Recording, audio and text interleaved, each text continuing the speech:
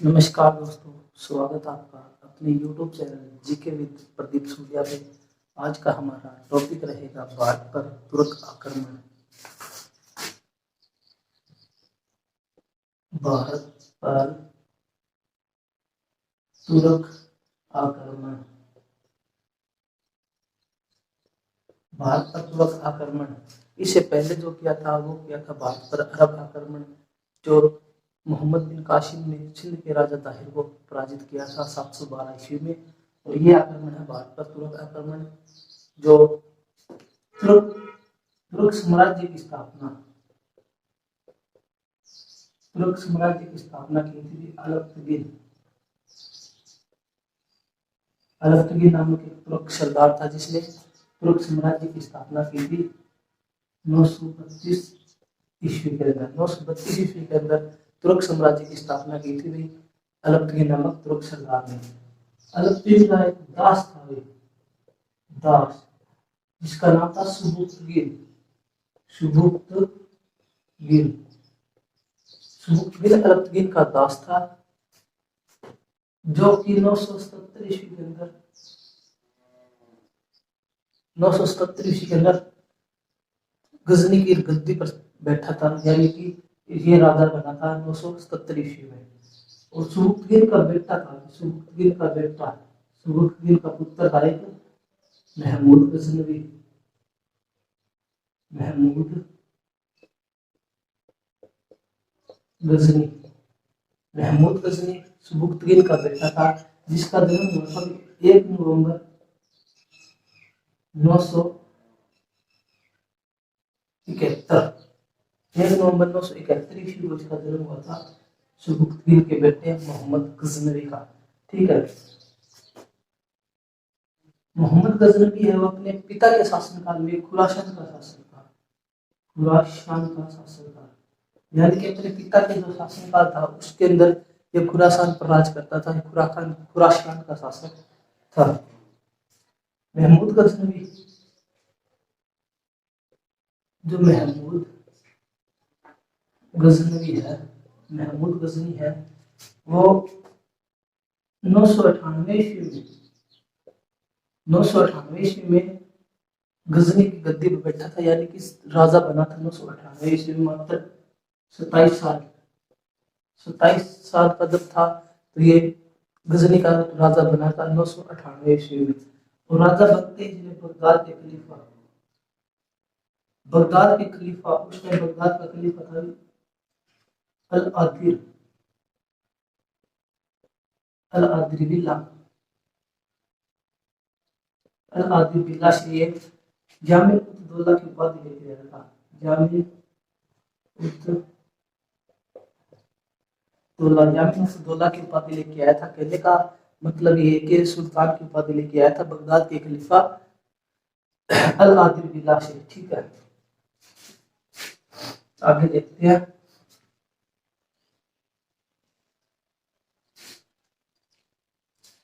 ये सुल्तान की उपाधि लेने वाला पहला मुसलमान था। सुल्तान की उपाधि लेने वाला ये पहला मुसलमान था। महमूद गजनवी ने भारत पर टोटल 17 बार आक्रमण किया था, 1001 से लेकर 1027 तक। इसने टोटल 17 बार भारत पर आक्रमण किया था। और इसके आक्रमण करने की विशेषता ये थी कि ये कभी हारा नहीं था। भारत में ये कभी हारा नहीं था। इसका जो उद्देश्य था भारत पर आक्रमण करने का, जो उद्देश्य था वो था सिर्फ धन को लूटना। सिर्फ इसका उद्देश्य यही था कि ये भारत में आक्रमण करे और भारत को लूटकर वापस गजनी चला जाए। इसका ये एकमात्र उद्देश्य था। इसको इस्लाम धर्म के प्रचार प्रसार में कोई इंटरेस्ट नहीं था। इसका कोई उद्देश्य नहीं था कि ये इस्लाम धर्म का प्रचार करे।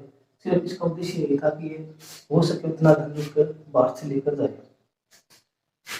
इसने टोटल 17 बार आक्रमण किया था। ठीक है, इसने 1001 ईस्वी में पेशावर पर आक्रमण किया। 1001 ईस्वी में इसने पेशावर पर आक्रमण किया। यहाँ का राजा था जयपाल।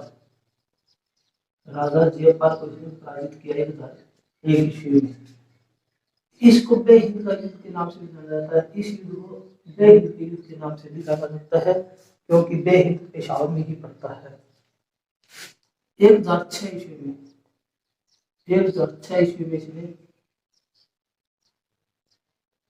मुल्तान पर आक्रमण किया था। मुल्तान पर आक्रमण किया था और यहाँ से ये पराजित होकर वापस गजनी चला गया। और देखते हैं इसका 1008 ईस्वी में 1008 ईस्वी में इसने नगरकोट को लूटा था। 1008 ईस्वी में नगरकोट को इसने टारगेट बनाया और ऐसा कहा जाता है कि मूर्तिवाद के विरुद्ध इसकी महत्वपूर्ण जीत थी। मूर्तिवाद के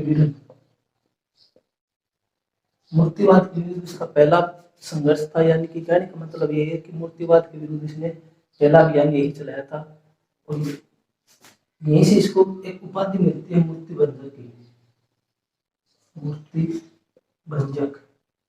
मूर्ति भंजक इसको उपाधि मिल गई।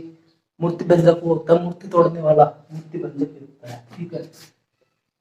1009 ईस्वी में फिर इसने पेशावर पर आक्रमण किया और जो राजा जयपाल था उसका बेटा यहाँ पर था आनंदपाल।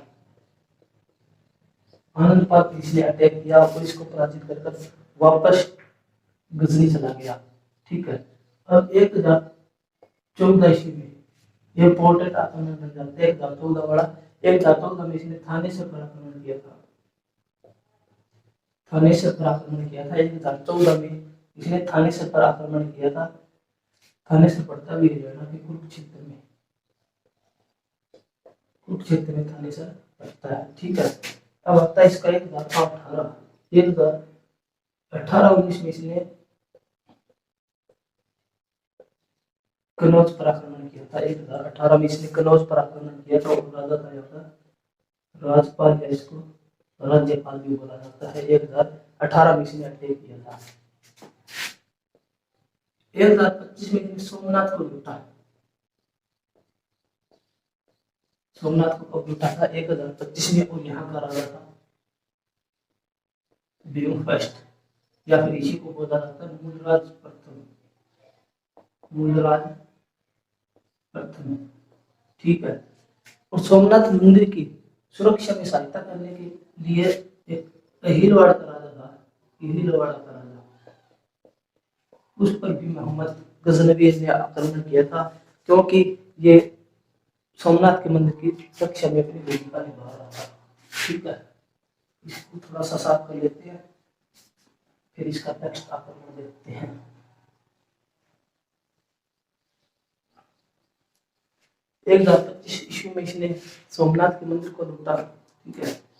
और जब ये सोमनाथ लूट कर वापस गजनी जा रहा था तो रास्ते में कुछ जाटों के साथ इसकी उठबैठ हो जाती है और दोबारा ये 1027 ईस्वी में 1027 ईस्वी के अंदर ये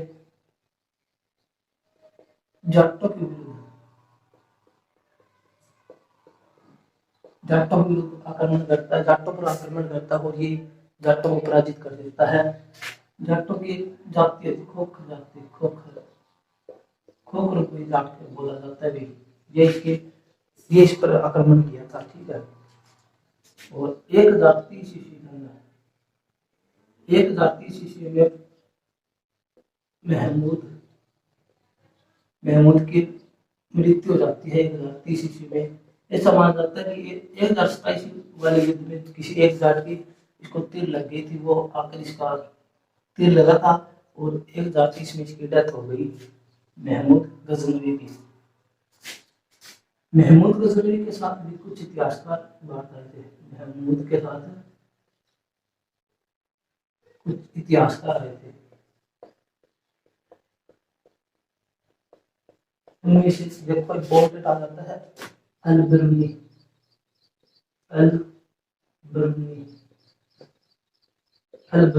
इसकी उत्पत्ति भी इनका दर्पण या इसी को बोला जाता है हिंद का दर्पण या इसी को बोला जाता है यामिनी, तारिक ए यामिनी, इसी को बोला जाता है तारिक ए यामिनी। ठीक है, अल-बरूनी की पुस्तक थी तारिक ए यामिनी, इसी को हिंद का दर्पण बोला जाता है। अल-बरूनी पहला मुसलमान था जिसने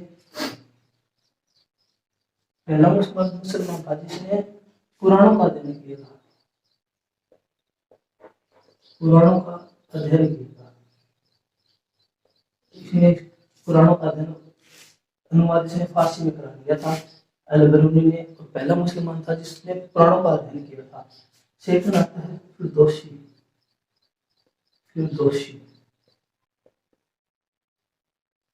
सेकंड आता है फिरदौसी, इसकी पुस्तक थी शाहनामा। तो जो तारिक ए यामिनी है इसके अंदर कुरुक्षेत्र के ब्रह्म सरोवर का वर्णन मिलता है इस तारिक ए यामिनी में, अल-बरूनी की पुस्तक में। फिर आता है उत्तबी, इसकी पुस्तक थी तारिक ए यामिनी। नहीं, इसकी पुस्तक दी नहीं, सॉरी, ये तारिक ए यामिनी नहीं, ये ताकीद ए हिंद है।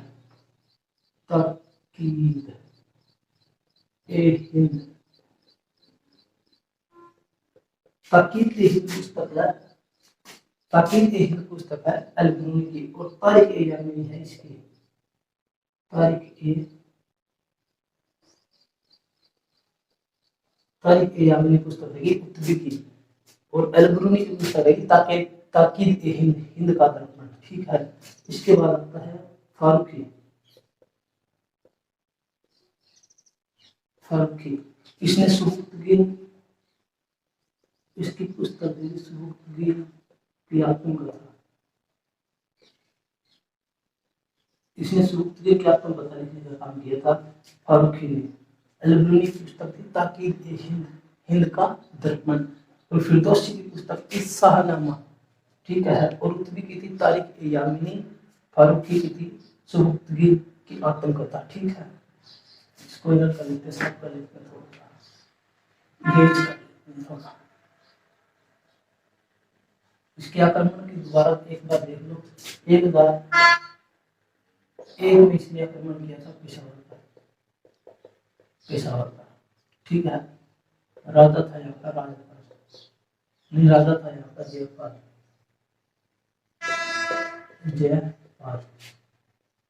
एक अच्छा में इसने किया था मुल्तान पर, और एक दात 8 में इसने किया था नगरकोट पर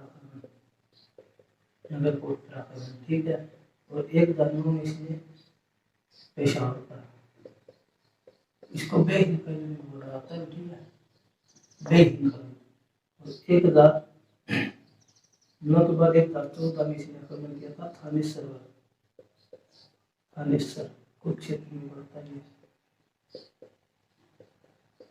थानेश्वर पर आक्रमण किया था। एक दात 18 में इसने आक्रमण किया था कन्नौज पर आक्रमण किया था 1018 में। और एक दात 25 में इसने आक्रमण किया था सोमनाथ पर आक्रमण। और 1027 में इसने जाटों पर आक्रमण किया था। ठीक है, तो आज की क्लास को हम यही समाप्त करते हैं। नेक्स्ट वीडियो में मिलते हैं। जय हिंद, जय भारत।